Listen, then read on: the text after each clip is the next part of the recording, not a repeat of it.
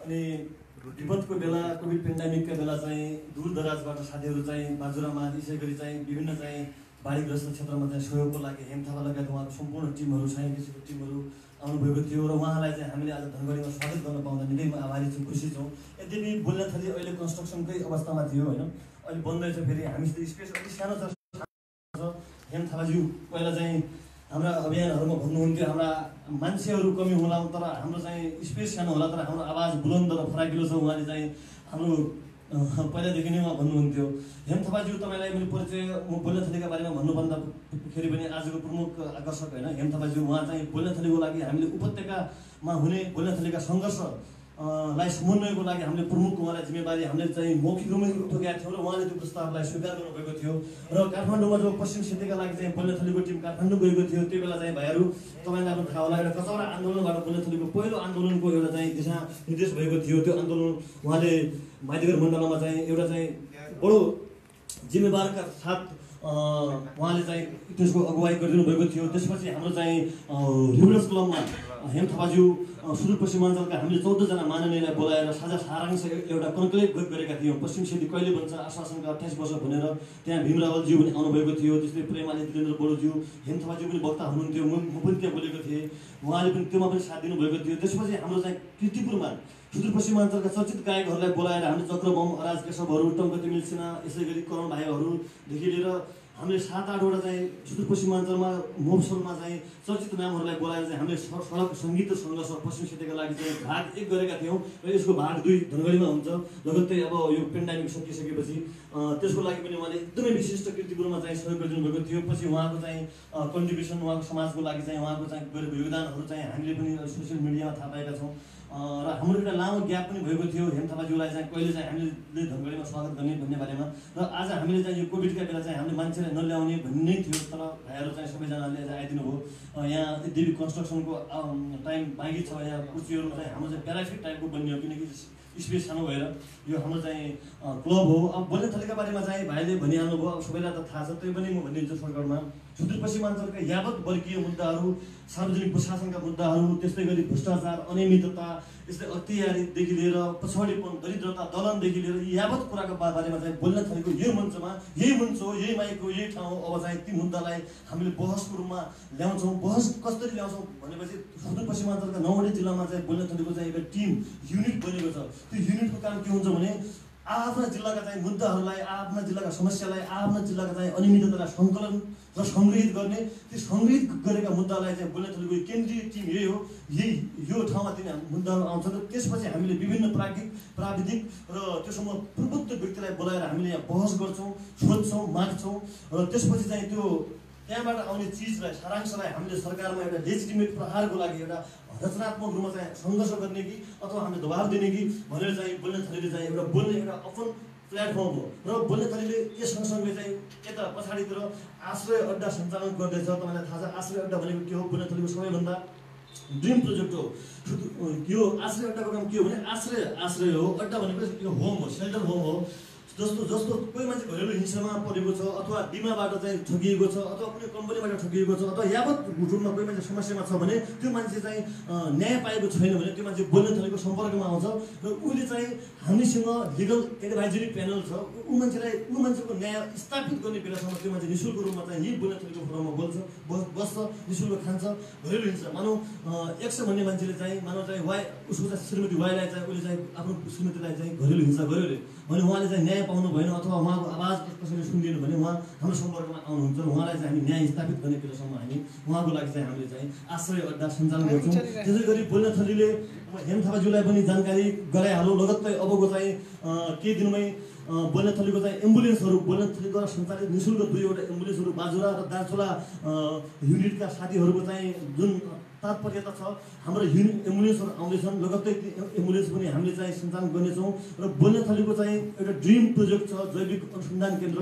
सुदूरपश्चिमाञ्चलका किसानहरूका समस्यालाई हामीले चाहिँ एउटा अनुसन्धान राष्ट्रिय अनुसन्धान केन्द्र तपाईँ सुन्नुभएको छ महावीरपुरको त्यस्तै मोडालिटीको जैविक अनुसन्धान केन्द्र हो। डडेलधुरामा हामीले जमिन पाइसकेका छौँ, जमिनको कन्ट्याक्ट पनि भइसकेको छ।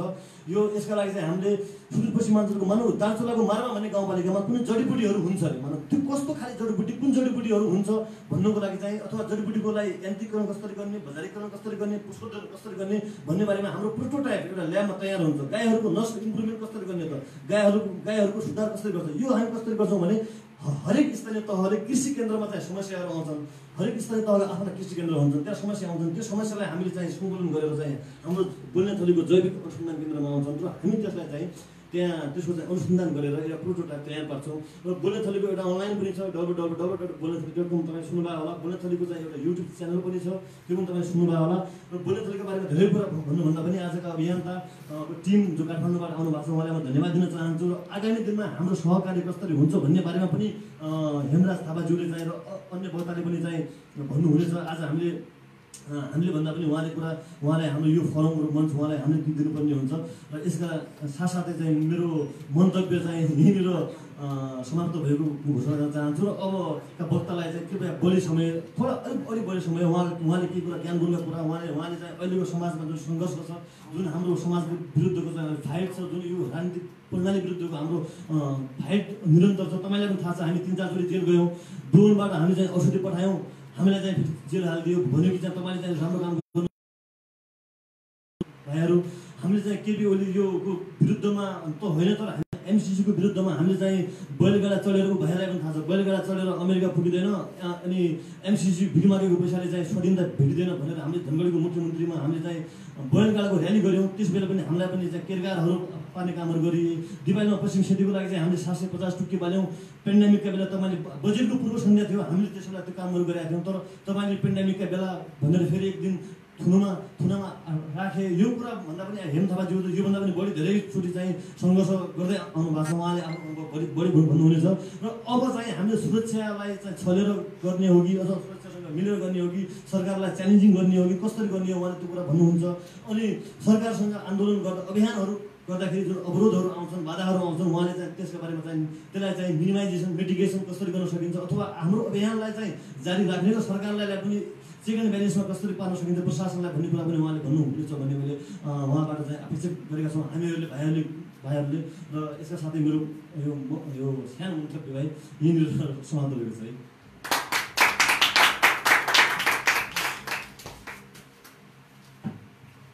हो, दुखीका आवाजहरू हुन् या त समाजका समस्यालाई उजागर गर्दै उहाँले प्रविधिको प्रयोग गरेर होस् या आफ्नो बल प्रयोग गरेर उहाँले अहिलेसम्म यो बोल्ने थली प्लेटफर्म बनाउनु खोज्नुभएको छ र अहिले यो अवस्थामा पुर्याउनु भएको छ।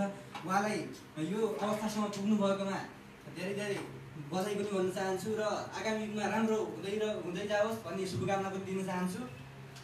उहाँले अहिलेसम्म गरेका काम सबैले मन पराइदिनु भएको छ र अब सोसियल मिडियातिर र प्रत्यक्ष उहाँहरूलाई राम्रो रेस्पोन्स आइरहेको छ र सबैले साथ दिन खोज्दै हुनुहुन्छ र साथ दिइरहनु भएको छ, हामीले प्रत्यक्ष देखेका छौँ। समाजमा हिँडिरहेका सबै सामाजिक अभियन्ताहरूको उद्देश्य एउटै होला, तर बोल्ने थलीमा अलिकति फरक उद्देश्य लिएर उहाँहरूले दुखीहरूलाई मात्र नभएर समाजमा सेवा गर्नुपर्नेहरूलाई मात्र नभएर देशको विकासको लागि पनि के गर्न सकिन्छ भन्ने उद्देश्यले आफ्नो हातहरू सबैतिर फैलाइरहनु भएको छ र सबैतिरबाट सहयोग अभियान सफल रहोस् भन्ने कामना पनि गर्दछौँ। र कार्यक्रमलाई अगाडि बढाउने क्रममा शुभकामना मन्तव्य नै भनौँ, शुभकामना मन्तव्यका लागि नेक्सस एजुकेसनका संस्थापक तथा बोल्ने थलीका सदस्य यज्ञराज जोशीज्यूलाई 2 शब्द राख्न हार्दिक अनुरोध गर्न चाहन्छु। नमस्कार सबैलाई। यस मञ्चमा आसीन तथा सभाकक्षमा उपस्थित सम्पूर्ण आफ्नो क्षेत्रबाट यो समाज परिवर्तनको लागि आफ्नो तर्फबाट पहल गरिरहेका सम्पूर्ण साथीहरूमा म नमस्कार। आजको यो घडी भनौँ हाम्रो विद्यार्थी कालको एउटा परिकल्पना र लगभग 1.5-2 वर्ष अगाडिदेखिको योजना, यो एउटा बोल्नेथलीको एउटा कार्यालय स्थापना गर्ने हाम्रो जुन एउटा लक्ष्य थियो त्यो अहिलेको यो समयमा साकार हुन गइरहेको यो क्षण हो। र आज यस घडीमा सबैलाई चाहिँ यो सभाकक्षभित्र देख्न पाउँदा एकदमै हर्षित छौँ। सबैलाई स्वागत छ र सबैलाई धन्यवाद पनि भन्न चाहन्छु। र आगामी दिनमा पनि हामी यसरी यो समाज परिवर्तनका लागि सबैले आफ्नो तर्फबाट निस्वार्थ रूपमा चाहिँ आफ्नो पहल गरिरहनेछौँ, हातेमालो गरिरहनेछौँ भन्ने हामीले आशा लिएका छौँ। र फेरि सबैलाई चाहिँ आज यहाँ उपस्थित भइदिनु भएकोमा हार्दिक धन्यवाद साथै खुसी व्यक्त गर्दै म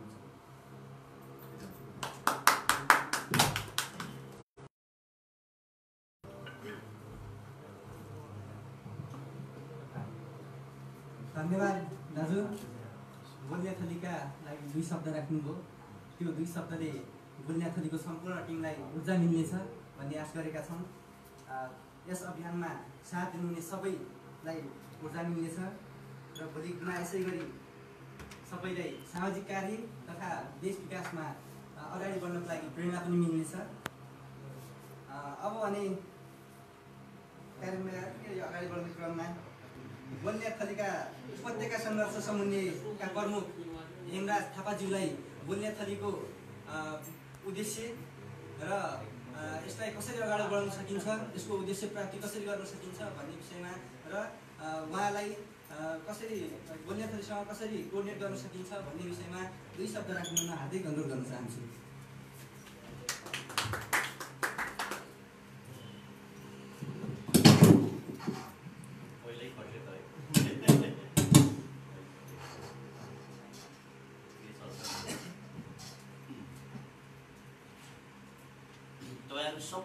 सबैजना यहाँ हुनुहुन्छ र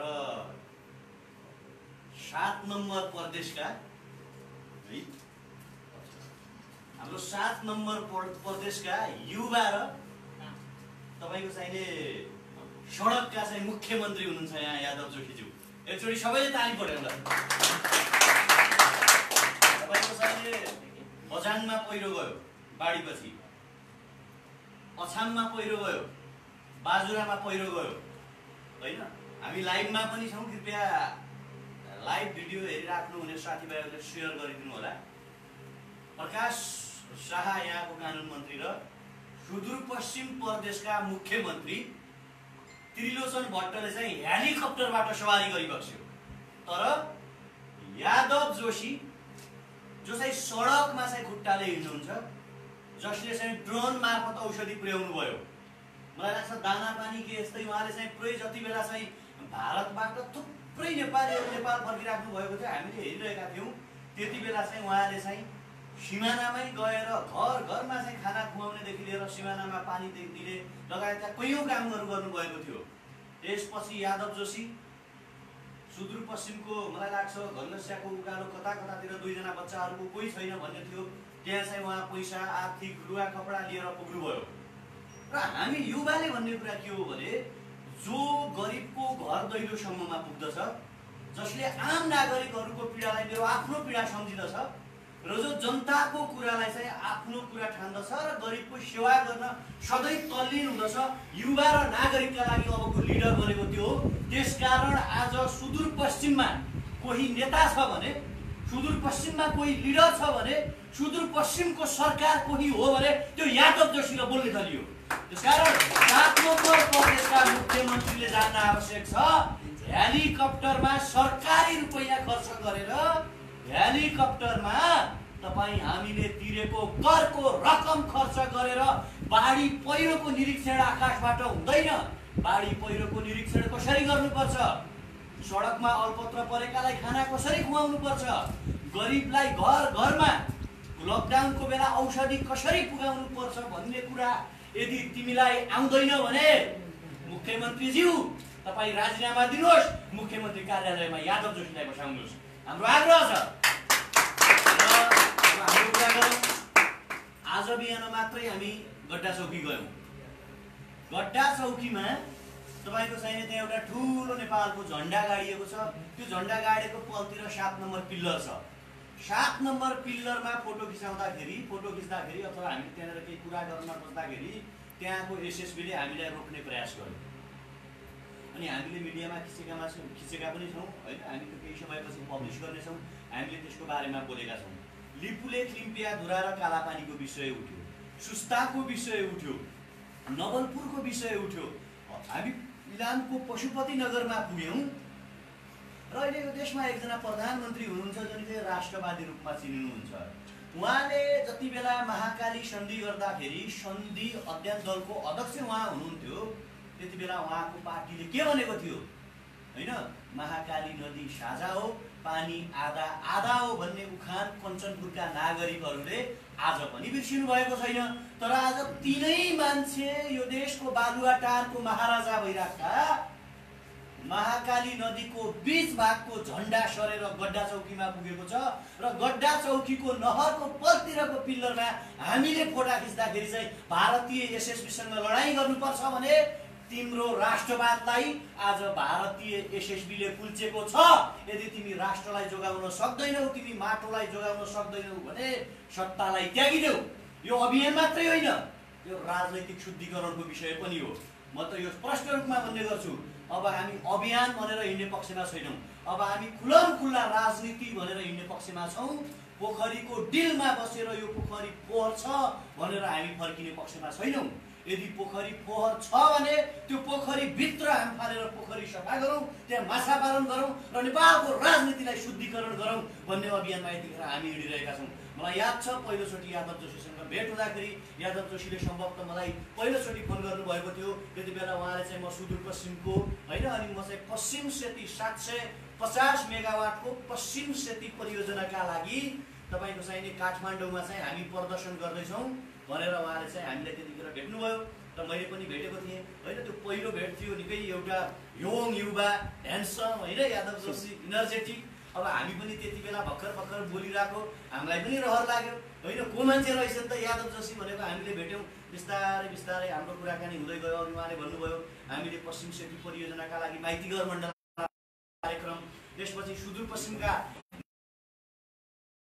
लिडरहरूलाई राखेर होइन रिपोर्टर्स क्लबमा गरेको कार्यक्रम, अनि त्यसपछि चाहिँ तपाईँको चाहिने होइन, अनि यता कीर्तिपुरमा चाहिँ गरेको जुन सङ्गीत सङ्घर्ष जुन छ, सडकमा सङ्गीत सङ्घर्ष, ती कैयौँ कार्यक्रमहरू गर्दाखेरि र आजसम्म होइन बाजुरा जाँदाखेरि अरू कैयौँ कार्यक्रमहरू गर्दाखेरि यादव जोशी र हामी सँगसँगै छौँ होइन। हामी यतिखेर सुदूरपश्चिममा छौँ र केन्द्रमा हुँदाखेरि विशेष त्यहाँ माइतीघर मण्डलाबाट अथवा बालुवाटार हेर्दाखेरि हामी केपी ओलीले गरेको भ्रष्टाचारको विरुद्धमा बोल्थ्यौँ, हामी गोकुल बास्कोटाले गरेको भ्रष्टाचारका विरुद्धमा बोल्थ्यौँ, हामी कुलमान घिसिङको पक्षमा बोल्थ्यौँ, हामी एमसीसीको विरुद्धमा बोल्थ्यौँ, हामी व्हाइट बडीको विरुद्धमा बोल्थ्यौँ भने निर्मला पन्तको न्यायका लागि बोल्थ्यौँ। अब हामी यतिखेर 7 नम्बर प्रदेशमा छौँ। हामी 7 नम्बर प्रदेशमा हुँदाखेरि हामी गड्डा चौकीको विषयमा बोल्छौँ, हामी महाकाली सन्धिको बारेमा बोल्छौँ, हामी बोल्छौँ लिपुले लिम्पिया धुरा र कालापानीको विषयमा।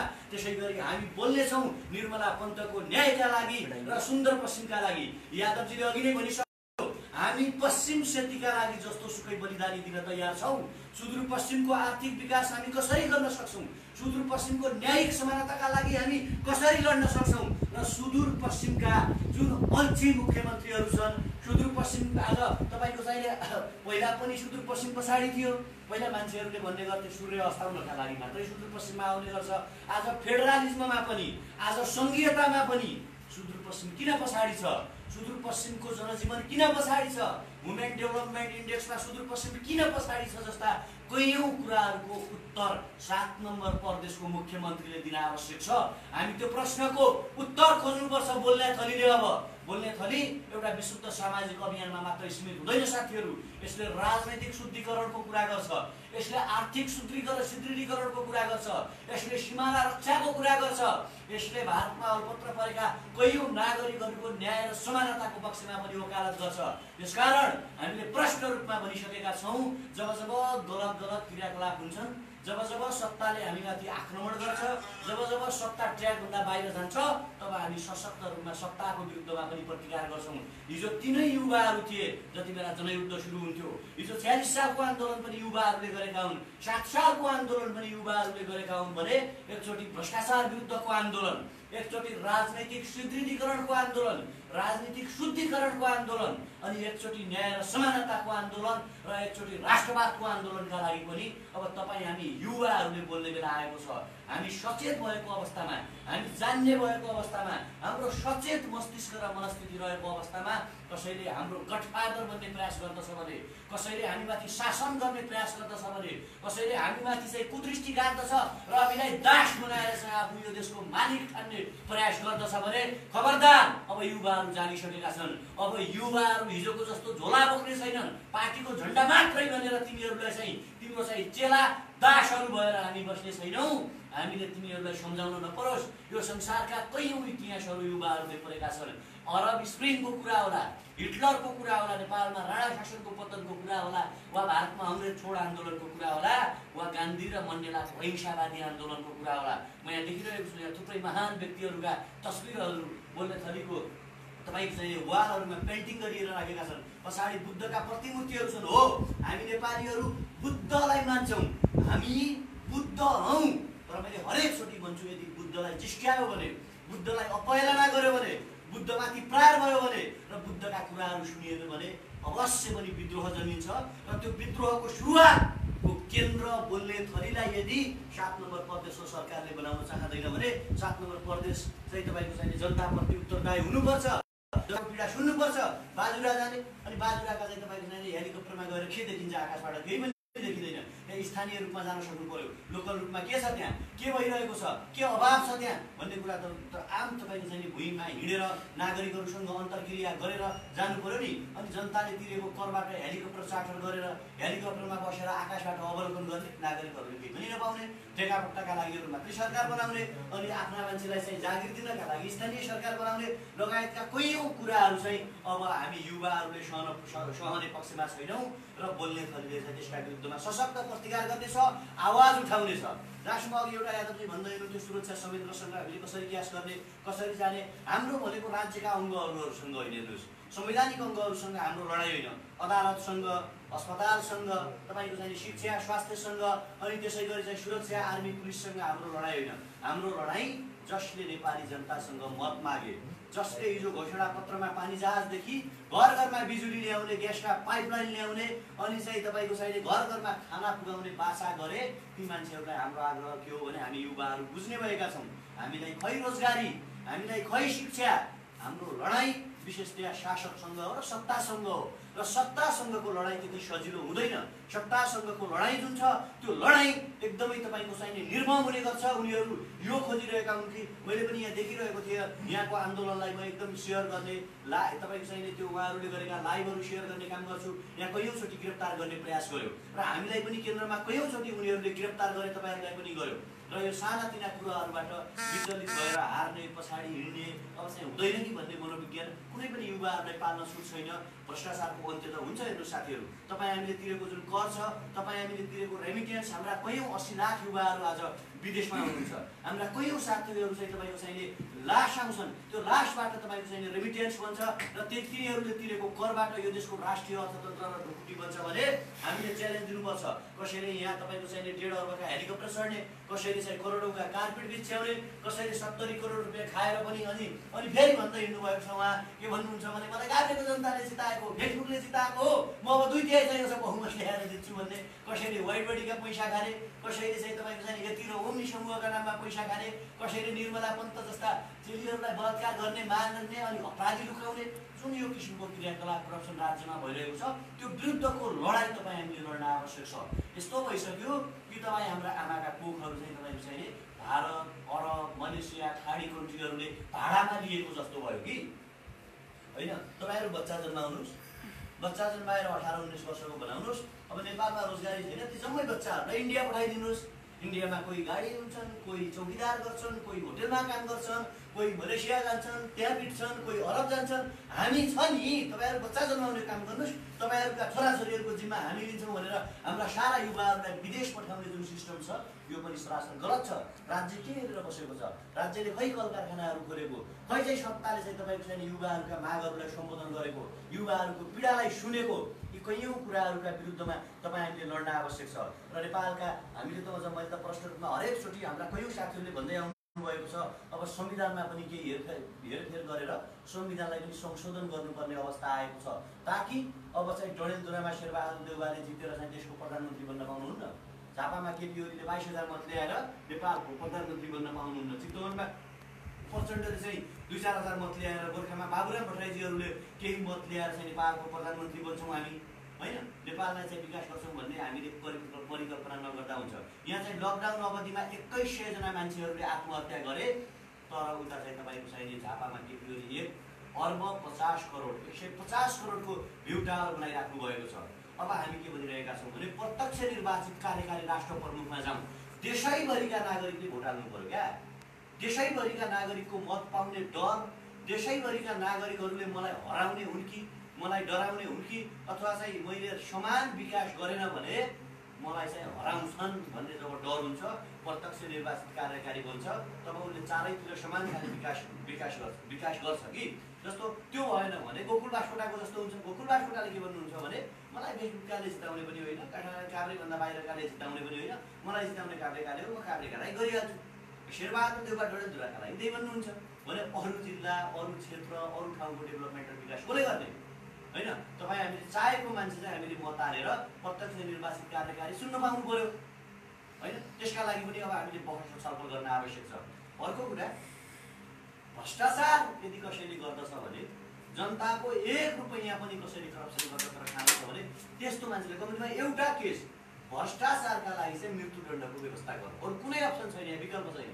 2 वर्ष जेल बस्न छुट्छन् धेरै मान्छेहरू, चाहे रमेशचन्द्र ठकुरीदेखि तपाईँको चाहिने के अरे कुम्बहादुर खड्कादेखि होइन, अर्को के वाग्लेदेखि के खुब फेरि नेताहरू धेरै मान्छे भित्र बसे, सबै छुटेर आए।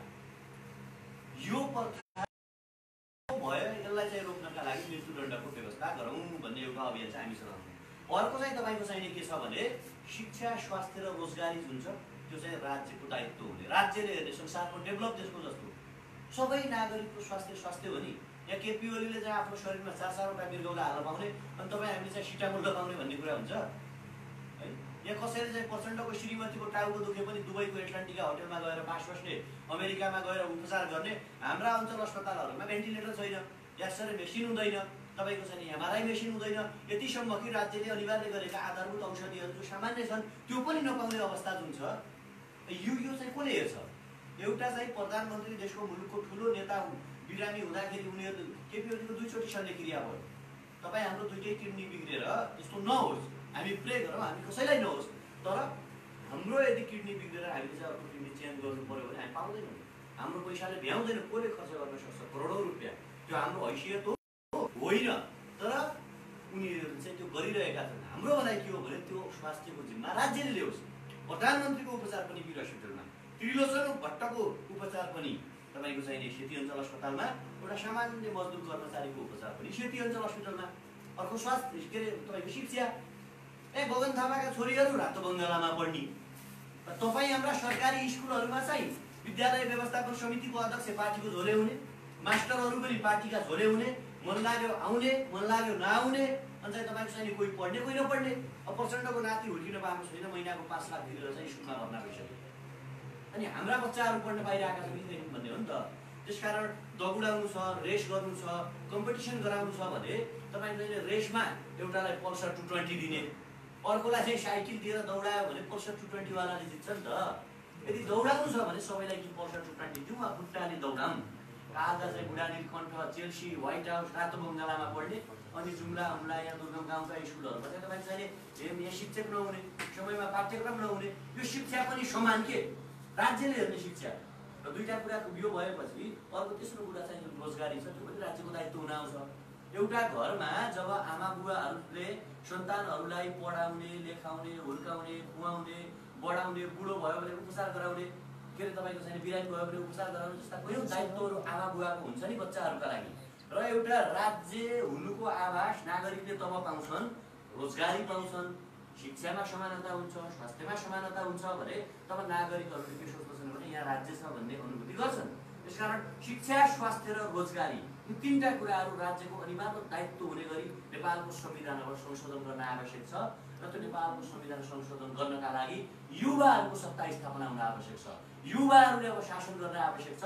तपाईँ हामी सबैले छातीमा हात राखेर प्रण गर्न आवश्यक छ कि जबसम्म यो देश बन्दैन, जबसम्म हाम्रा सुखका दिनहरू आउँदैनन्, जबसम्म हाम्रो भविष्य र भाग्यको फैसला हुँदैन, जबसम्म नेपाल बनाउँदैनौँ, तबसम्म हामी 1 रुपियाँ करप्सन गर्दैनौँ, तबसम्म हामी चाहिँ लोभमा फस्दैनौँ, तबसम्म हामी मोहमा फस्दैनौँ भन्ने कयौँ चाहिँ कुराहरू चाहिँ हामीले प्रण गर्न आवश्यक छ। हामीले हरेकचोटि भन्दै आएका छौँ। अब अभियन्ता साथीहरू, अबका कार्यक्रम गर्ने साथीहरू, अब अगाडि बढ्ने कयौँ साथीहरूले हिजोको नेताको जस्तो सिस्टम बसाल्ने त्यो सबै कुराहरू त्यागेर आफ्नो मनको तराजुमा छातीमा हात राखेर, छातीमा नेपाल राखेर छातीमा मुटुमा मस्तिष्कमा आमालाई राखेर सम्झेर म यदि यो अभियानमा लाग्छु भने म देश बनाउने अभियानमा हिँड्छु भने म कुनै पनि नाफा लिने छैन, म विशुद्ध देशका लागि सोच्ने छु भनेर लाग्न आवश्यक छ। अरूलाई राम्रो देखाउनका लागि राम्रो बन्न सकिन्छ, तर आफूलाई त थाहा हुन्छ। आफ्नो मनको तराजुमा आफूलाई तौलिएर कसीमा आफूलाई राखेर आफूलाई न्यायको आँखाले हेरेर अगाडि बढौँ, राम्रो हुनेछ। सबैजना लागौँ। यादव जोशीहरूले जसरी सुदूरपश्चिममा काम गरिराख्नु भएको छ, सुदूरपश्चिमको हरेक युवाले चाहिँ अब यादव जोशी जस्तो बन्न आवश्यक छ, कम्तीमा त्यो बाटोमा हिँड्न आवश्यक छ। यो यादव जोशीका लागि होइन, यो कुनै बोल्ने थरीका लागि होइन, यो तपाईँ हाम्रो न्यायका लागि, तपाईँ हाम्रो भविष्यका लागि, तपाईँ हाम्रो सुन्दर चाहिँ एउटा सपनाका लागि, अपकमिङ जेनेरेसनका लागि, हाम्रा आगामी दिनहरू राम्रा बनाउनका लागि हामीले लड्न आवश्यक छ भने त भन्नु पर्यो। हामी यस्तो यो केपी हाम्रा गडफादर, शेरबहादुर देउवा हाम्रा गडफादर हुन्, बाबुराम प्रचण्डहरू हाम्रा गडफादर हुन्। तिनीहरू भनेका भगवान हुन्, हामीहरू भनेका त्यस्तै दासहरू हो। तिनकै झन्डा बोक्नका लागि जन्मिया हो। तिमीले जे भन्यो त्यही मान्छौँ हजुर भन्ने हो होइन। तिनीहरू काठमाडौँबाट आउँदाखेरि पुरा स्कटिङ गरेर एयरपोर्टसम्म जानकै लागि जन्मिया हो। तिनीहरूले फालेको हड्डी जुठो कुरो खाएर बाँच्नका लागि हामी जन्मिया हो होइन। तिनीहरूले दिएको पैसा अथवा काहीँ जागिर खानका लागि तिनीहरूलाई कल गरेर भन्नु पर्यो हजुर नमस्कार, हजुर जागिर लगाइदिनु पर्यो, यही हो, योभन्दा माथि हाम्रो हैसियत होइन भनेर छोड्नु पर्यो, हातमाथि गर्नु पर्यो, होइन भने लड्नु पर्यो। दुईटा अप्सन छ, एउटा स्वतन्त्रताको न्यायको बाटो लडाइँ छ भने अर्को गुलामी र दासत्वको बाटो छ, जुन चाहिँ नेकपा काङ्ग्रेस अहिलेका पछाडि लागिराख्यो भने तिनीहरूले भनेको कुरा मान्यो भने गुलाम चाहिँ बनेर मजाले केही न केही सानोतिनो पाइन्छ। यी दुई तिनवटा कुरामा हामी कुन बाटो रोज्ने त्यो युवा साथीहरूको लागि हामी जिम्मा दिन चाहन्छौँ होइन। अब चाहिँ यो जुन यो स्टेज बनिरहेको छ, यो अन्डर कन्स्ट्रक्सनमा छ, यो अझै बन्दैछ होइन। एकदम धेरै धेरै अब यो धन्यवाद भन्ने कुरै होइन होइन। यादवजीलाई धन्यवाद। यो हाम्रो स्टेज हो, यसलाई हाम्रो भनौँ र यहीँबाट विद्रोहको सुरुवात हुनेछ। यही स्टेजबाट यहाँ मैले हेरिरहेको छु, यहाँ चर्च देखिरहेको छु, मन्दिर मस्जिद गुम्बा यहाँ सबै कुरा देखिरहेको छ होइन। न्यायका लागि, समानताका लागि, सुशासनका लागि होइन। मान्छेको कुनै जात हुँदैन, मान्छेको कुनै धर्म हुँदैन भन्ने कुरा यहाँ स्टेज यहाँ देखिएको छ। यसको वालहरूमा ह्युम्यानिज्म संसारमा केही पनि छैन। पहिला हामी मान्छेलाई देख्यो भने त्यो धर्म जात कास्ट केही पनि सोध्दैनौँ होइन। हामी मुस्कुराउने गर्छौँ, मुस्कुराउँ, प्रेम बाँडौँ र बोल्ने थलीबाट सुदूरपश्चिमको राजनैतिक शुद्धिकरण, सुदूरपश्चिमको आर्थिक शुद्धिकरण, सुदूरपश्चिमका कुरीतिहरूको शुद्धिकरण, सुदूरपश्चिममा हुने भ्रष्टाचारहरूको अन्त्यका लागि विद्रोहको सानो झिल्को यहीँबाट सुरु हुनेछ। र अब आगामी दिनहरूमा तपाईँ हामी सबैजना सुदूरपश्चिमलाई यो देशको सबभन्दा नम्बर 1 प्रदेश बनाउनका लागि हाम्रो जीवनकालभित्र त्यो कुरा हामी गर्नेछौँ। यो सुदूरपश्चिम मात्रै होइन, नेपालकै लडाइँ हुनेछ। तर यो सुदूरपश्चिममा यहाँ तपाईँहरू साथीहरू हुनाले हाम्रो कर्तव्य र दायित्व हुने आउनाले सबैजना लागौँ, साथ दिउँ, सेवाभावमा अगाडि बढौँ। मैले यति कुरा राख्न चाहेँ होइन। बोल्ने थली यो हाम्रो चाहिँ एउटा साझा मञ्च हो। यो मञ्चलाई चाहिँ हामी अगाडि बढाउँदै, यो मञ्चलाई चाहिँ शिरोधार्य गर्दै, यसैलाई चाहिँ आत्मसात गर्दै हामी अगाडि बढ्नेछौँ। राजनीतिक, समाज, आर्थिक, नैतिक, भौतिक तपाईँको चाहिँ सांस्कृतिक शुद्धिकरणको बिन्दु अब सुरु भइसकेको छ। मलाई लाग्छ यहाँ 7 नम्बर प्रदेशका मुख्यालयहरूका जो नायकहरू, जो महाराजाहरू अहिले हुनुहुन्छ, उहाँहरूले पनि सम्भवतः हाम्रा लाइभहरू मार्फत हामीलाई देख्नुहुनेछ। अहिले नदेखे पनि बिस्तारै उनीहरूलाई हाम्रो आवाज हामी शून्य बनाउनेछौँ। अहिले भने आजको कार्यक्रमलाई यहीँ सकौँ। धन्यवाद। केही कुरा भन्दा होइन, हामीले सधैँ यिनीहरूको दास बनेर बस्नको लागि त जन्मे होइन नि होइन। प्रत्येक दिन यिनीहरूको हामीलाई दबाब परिरहेको छ। गाउँकै मान्छेहरू छ, हामीले गर्नुसम्म गऱ्यो, हामीले कसैले बलात्कारी मुद्दा हालिदिन्छौँ, त्यसले यस्तो गर्न मिल्छ कि जे भन्यो त्यही गर्नको लागि हामी जन्म्या हौँ, हामी जन्मे होइनौँ नि। यिनीहरूले जहिले पनि हामीले प्रत्येक दिन यिनीहरूको कुरा सुन्दै हामीले पछाडि सर्दै गइरहेका छौँ। अहिले पछाडि सर्नु भएन नि। अबको निर्णय के हुनुपर्छ भने प्रत्येक वडाबाट मेयरलाई मारेर नराखिन्जेलसम्म अब देश सुधार हुँदैन। यिनीहरूको पछि कति लाग्ने हामी जस्तोलाई त लात हान्छन् र कतिपय जस्तो हामी जस्तोलाई केही मुखमा दिन्छन् र उनीहरूलाई खेदान्छन्। त्यस्तो गरेर कतिन्जेलसम्म झेल्ने यिनीहरूको। अब प्रत्येक वडाबाट मेयरलाई र वडा अध्यक्षलाई तप्काएर बाटोको मेन चौरामा नझुनाल्नेसम्म यिनीहरूको देश कहिले सुधार हुँदैन दाइ। अब प्रत्येक दिन हामीले कतिन्जेलसम्म रोडकोमा हिँड्ने। अब तपाईँ हामीले यी भ्रष्टाचारीहरूको चाहिँ तपाईँको चाहिँ आश गर्नु बेकार हो। धेरै हामी आफै मेयर, आफै मुख्यमन्त्री होइन, हामीले भनिसक्यौँ नि। युवाहरूको राम्रो काम गर्नु, यति मात्र उनीहरूले राम्रो काम गर्नु। उनीहरूले नाङ्गो खुट्टा हिँड्नु उसको पाइतालामा हामी जुत्ता बनेर बस्नु पनि तयार छ। उनीहरूले राम्रो काम गर्नु पर्यो। हामीलाई हाम्रो गाउँ हाम्रो देश सुधार्नु। हाम्रो जो वृद्धहरू छन् अहिले उनीहरूको कुनै पनि प्रचण्ड एमाले जुन छन् अहिले केपी ओली उनीहरूको श्रीमान कुनै एक महिलाको श्रीमान मर्दाखेरि उनीहरूले राष्ट्रपतिको ठाउँ पाउने प्रधानमन्त्रीको ठाउँ पाउने हामी जस्ता आमा वृद्ध भयो भने उनीहरूले अब पाउने वृद्ध भत्ता पनि उनीहरूको काटिने कस्तो नियम हो क्या सरकारको? त्यो पनि खुलासा हुनु पर्यो। यहाँ प्रत्येक दलितलाई हेपेको छ, दलितलाई गरिबलाई हेपेको छ, प्रत्येक नागरिकले हेपिएर बस्नु परेको छ अहिलेसम्म। होइन यस्तो छ उनीहरूले खाए होइन, उनीहरू लुट्छन्, उनीहरू 70 करोड खान्छन्, उनीहरू चाहिँ तपाईँको चाहिने 4-4वटा हेलिकप्टर लिएर केक काट्छन् होइन, बाढी पहिरो जाँदा हामीले पनि सोधेको उनीहरूलाई के हो भने जस्तो बन होइन कि तपाईँ विनोद चौधरी जस्तो बन्नुहोस्, शेष गरे जस्तो बन्नुहोस्, हामीलाई टेन्सन छैन। तर सेवा गर्छु भनेर राजनीति गर्छु भनेर घोषणापत्र देखाएर राष्ट्रवादका कुरा गरेर देश नलुट। हामीले यही भनेको हो नि। उसले खाए हामीले किन खायौ भन्दाखेरि हामी माथि प्रहार गर्छन् भने तपाईँ मजाले अडियो भिडियोहरू बनाउनु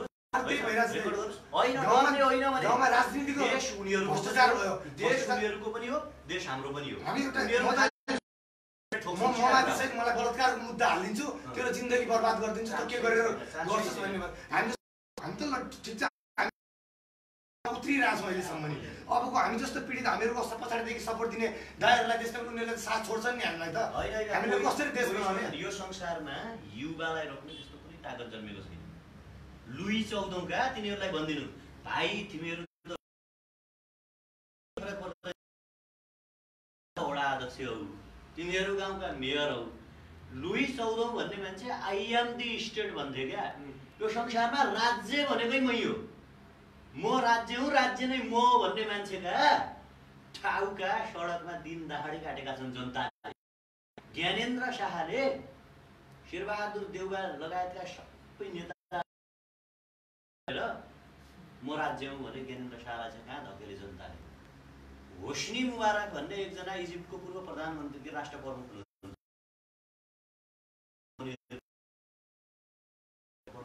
जनताहरू ज्यान दिन तयार थिए। लास्टमा भालाले घोसी मारे होस्नी मुबारकलाई। त्यसकारण तिनीहरूलाई भनिदिनुहोस् तिमी चल्ला हौ, तिमी अन्डा हौ होइन, तिमीहरूले युवाहरूलाई हामी भोगिरहेछौँ, सबै कुरा आफैछौँ, भोगेर बसेको होइन। कतिपय पीडित छन् उनीहरू हामीभन्दा पछाडि हामीले रोडमा उत्रेको मान्छे भयो, हामी त सहिरहेछौँ। नसहन सक्ने घर भोगेर पछाडि पर्नुपर्ने छन्। हामीले अब कस्तो भने अब त अति भयो, अब चाहिँ हामीलाई एउटा बाटो चाहियो है।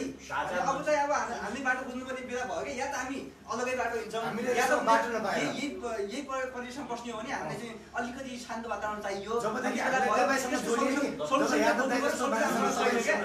सोल्युसन चाहिएको अहिले होइन। तपाईँहरू जस्तो युवाहरूले यस्तो कुरा गर्नु हुँदैन। तपाईँहरूलाई त के गरेको छ? हामीलाई त कतिचोटि उनीहरूलाई जेल लिए, कतिचोटि हामीलाई गिरफ्तार गरे। सजिलो कहाँ छ? नेल्सन मण्डेला 27 वर्ष जेल बस्या हुन्। इमेज गर्नुहोस् न तपाईँको उमेर कति हो? 27 वर्ष त्यो देशका शासकहरूले जेल हालेका हुन्। जसले तपाईँलाई धम्की दिन्छ नि उसलाई भनिदिनु होला तिम्रो गडफादर केपी ओली 14 वर्ष जेल बस्या हुन्। हिम्मत छ भने जेल हालेर देखाउ। भनिदिनुहोस् प्रचण्ड र बाबुरामहरू 12 वर्ष जङ्गल बसेका हुन्। मार्ने धम्की नदिँदा हुन्छ कि? हामी जन्मिने